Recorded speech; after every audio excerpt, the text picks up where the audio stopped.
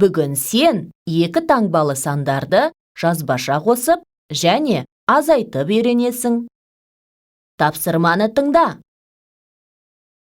Көктемде саябаққа 65 шырша мен 35 қайың отырғызылды. Саябаққа барлығы қанша ағаш отырғызылды? Барлығын табу үшін 65-ке 35-ті қосамыз.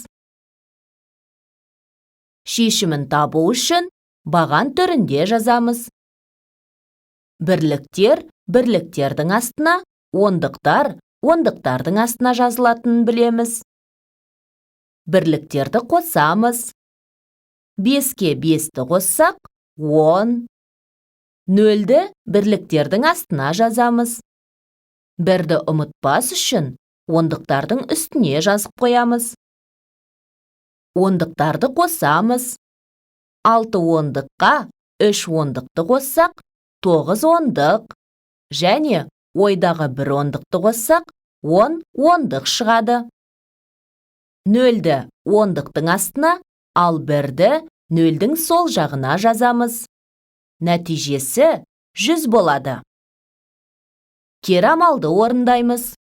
100 азайту 35. Бірліктерді бірліктердің астына, ондықтарды ондықтардың астына жазамыз. Азайтамыз. 0-ден 5-ті азайта алмаймыз. Ондықтан аламыз. Бірақ ол жерде де ондық 0-ге тең. Ендеше 100-діктен аламыз. 100-діктің үстіне нүкте қоямыз. 100-дік бұл 9 ондық және 10 бірлік. Енді кішірек 9 санын ондықтың үстіне және кішкентай 10 санын бірліктің үстіне жазып қоямыз.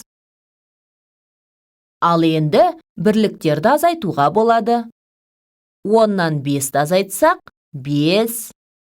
9 ондықтан 3 ондықты азайтса 6 ондық болады. 6-ны ондықтардың астына жазамыз. 100-дік разрядында 0 қалды. Біз оны жазбаймыз. Жауапты оқимыз. 65.